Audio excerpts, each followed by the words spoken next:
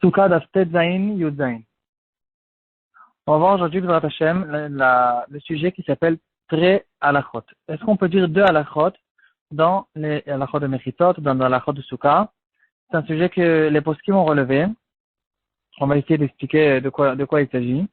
Et ensuite, on va donner un petit peu la halacha comme elle ressort dans le Mishnah Berurah, dans le Shulchan Aruch.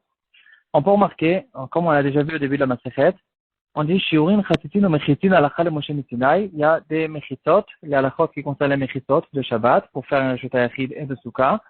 C'est des halachot que Moshe Rabbeinu a reçu spécialement au Sinaï. Et on remarque au courant de la Masechet, on peut remarquer beaucoup de halachot, comme par exemple la voud, c'est-à-dire une distance qui est moins que 3 tfachim, on la banalise, elle n'existe pas. Ou bien on va dire goudasik, quand j'ai une mechita qui fait 10 tfachim, je vais la faire relever qu'elle monte jusqu'au ciel.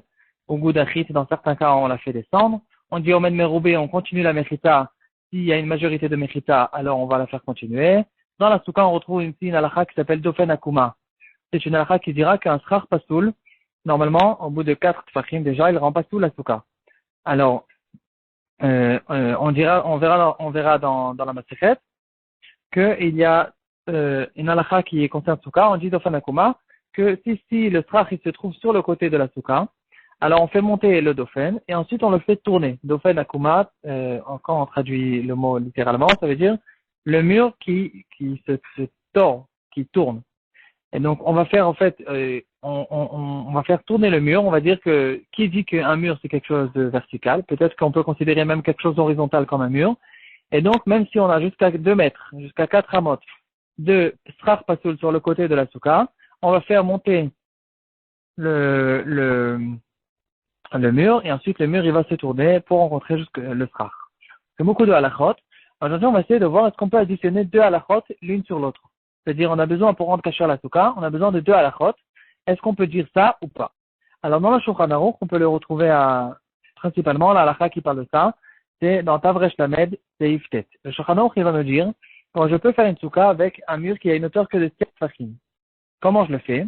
Je mets ce mur-là à une hauteur de moins que 3 tfachim du sol. Et donc, avec la halakha de la voud, je le fais descendre jusqu'au sol. Et ensuite, j'ai le mur complet, j'ai les 10 tfachim qu'il me faut pour faire le dauphin de la souka. Maintenant, le Shulchan Aruch, il continue, il dit, je peux en fait même faire un dauphin avec moins que 7 tfachim. Je peux prendre même 4 tfachim de dauphin, de hauteur. Il fait 7 tfachim de large. Je le prends et il fait 4 tfachim de hauteur. Donc, il fait 70 cm. C'est une planche qui fait 70 cm sur 40 cm. Je la mets à une hauteur de moins que 3 tfachim du sol et moins de 3 tfachim du schar, parce que c'est une souka qui fait que 10 tfachim de hauteur. Et dans ce cas-là, on dira la voûte en bas et la voûte en haut et la souka est cachère. Il dira le Shulchan Aruch, si le schar il est en hauteur, comme on a l'habitude de faire, une souka avec un schar de 2 mètres d'hauteur, alors, effectivement, on peut faire une souka, comme on a dit au début. On prend un dauphin de 7 tfachim, on le met à 3 tfachim du sol, c'est-à-dire il n'y a pas la voûte en haut, donc au moins on fait la voûte en bas. Mais mis à part ça, on fait une deuxième halakha. On va faire monter le dauphin jusqu'au schar, parce qu'on a dit qu'un dauphin qui fait 10 tfachim, il n'a pas besoin d'arriver jusqu'au schar. Du moment que j'ai les 10 tfachim, c'est bon. Et de manière générale, tout le temps, quand on parle des tfanot de souka et de mechitot de Shabbat, on regarde tout le temps les 10 tfachim qui sont proches du sol, et je regarde, est-ce que j'ai ici de mechita? J'ai pas de mechita, je peux avoir un mur qui fait 20 mètres de hauteur, ça me suffit pas, si à côté du sol, il a une hauteur de 3 tfachim, il est en l'air, et dans ce cas-là, ça sera pas une mechita qui est cachée. Aussi pour la souka, une mechita qui est plus que 3 tfachim de hauteur, on ne pourra pas dire la voûte jusqu'au sol, et dans ce cas-là, cette mechita, ce dauphin ne sera pas caché, et donc je peux rien faire, c'est pas tout. Maintenant, si il est 8 à 3 tfachim, à une distance de moins de 3 tfachim du sol, dans ce cas-là, j'ai une mechita de 10 tfachim. Et puisque j'ai une mechita de 10 tfachim, maintenant, je peux faire aussi la halakha qui s'appelle goudasik pour considérer que cette fanote monte jusqu'au schar. Et donc, ce sera caché dans ce cas-là. Donc, en fait, je prends un dauphin et je le tire dans tous les sens. Je le tire vers le bas en disant la voud, je le tire vers le haut en disant goudasik. Et il continue le Shulchan Aruch, même si ensuite le schar n'est pas au-dessus du mur. Il n'est pas c'est-à-dire si je continue le mur de manière droite, de manière verticale, je ne vais pas rencontrer tout de suite le schar. C'est-à-dire, je fais monter virtuellement le mur, et ensuite, le schar se retrouvera un petit peu plus loin, un petit peu vers l'intérieur. Il dira le Shulchan Aruch que si c'est encore une fois à moins que 3 tfachim de cet endroit virtuel où le mur il est monté, encore une fois, c'est kasher à cause de la halakha de Goudasik. Donc ici, on voit clairement dans le Shulchan Aruch qu'on peut même additionner plusieurs halachot. On fera la voûte en bas, on fera Goudasik en haut, et ensuite on fera une deuxième fois la voûte au Goudasik. Je fais le Goudasik, et à ce Goudasik-là, virtuel, je lui fais la voûte et je le fais virtuellement, je le fais toucher le srach. Comme ça, il dit le Shulchan Aruch, c'est dans Seif Tet, comme ça expliquera le Mishnah Bora. Maintenant, la question qui se pose aussi dans les poskim, c'est est-ce qu'on fait aussi deux halachot avec Dofen Akuma? Alors, ici, on peut retrouver dans Tavresh Lamed Bet, If Katan Dalet. Tavresh Lamed Bet, c'est Ifalef, c'est la halacha qui va nous dire, le Shulchan Aruch va nous dévoiler cette halacha de Dofen Akuma. Et le Mishnah Bora, il va parler, et il va ramener un grand chidouche au nom de Rabbi Akiva Eger. Ce Rabbi Akiva Eger se trouve dans le shoot du Rabbi Akiva Eger, dans Siman Yudbet. Le Chazon Ish le ramène aussi dans Siman Ain Zayin, If Katan Zayin. C'est un grand chidouche de Rabbi Akiva Eger qu'on va le rencontrer plusieurs fois dans la halachot de la Souka et dans la halachot des Mechitot, que Rabbi Akiva Eger, il pense qu'on ne peut pas additionner deux halachot. Et donc, apparemment, Rabbi Akiva Eger, il est cholek sur le Shulchan Aruch, il n'est pas d'accord avec lui, et il dira que, donc en fait, Rabbi Akiva Eger, il parle d'un cas d'Ofen Akuma. La question, est-ce que Rabbi Akiva Eger, il est cholek sur le Shulchan Aruch, qu'on a vu maintenant ou pas? Apparemment, oui. Et le Mishnah Bora, il va le ramener, il va dire que si j'ai un mur qui a une hauteur que de 10 fachim, et ensuite, je veux le faire monter virtuellement avec Goudasik, et mis à part ça, j'ai sur le côté de la souka 2 mètres de Srar Pasoul, est-ce que je fais rencontrer ce mur-là au Srar Pasoul, et je continue en disant d'Ofen Akuma ou pas? Rabbi Akiva Eger, il dit qu'on ne peut pas faire une chose comme ça.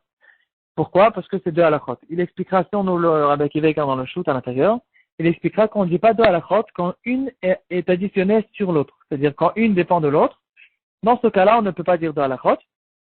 Par contre, Rabbi Akiva Eger, il est d'accord que, par exemple, quand j'ai un mur qui ne touche pas le sol, il est à 3 tfachim du sol, et mis à part ça, au-dessus du mur, je dois faire Goudasik, là, c'est clair qu'on peut faire les deux halachot parce qu'elles sont indépendantes l'une de l'autre. Je fais la voûte en bas, je fais le Goudasik au-dessus du mur, et il n'y a strictement aucun problème. Donc, tout le chidouch avec Akiva Eger, c'est dans un cas où il y a les deux murs où il y a les deux halachot qui sont additionnées l'une sur l'autre, qui sont dépendantes l'une de l'autre. Et dans ce cas-là, Rabbi Akiva Eger dit qu'on ne dira pas. Le Mishnah Bora dit qu'il faut être rochesh. Par contre, dans le Shulchan Aruch, apparemment, il n'y a pas à être rochesh parce que le Shulchan Aruch dira clairement que dans un cas où je fais monter le mur et je fais aussi la voûte, ça marche. Donc, si Goudasik et la voûte, ça marche, apparemment, Goudasik et Dofen Akuma aussi, c'est censé marcher.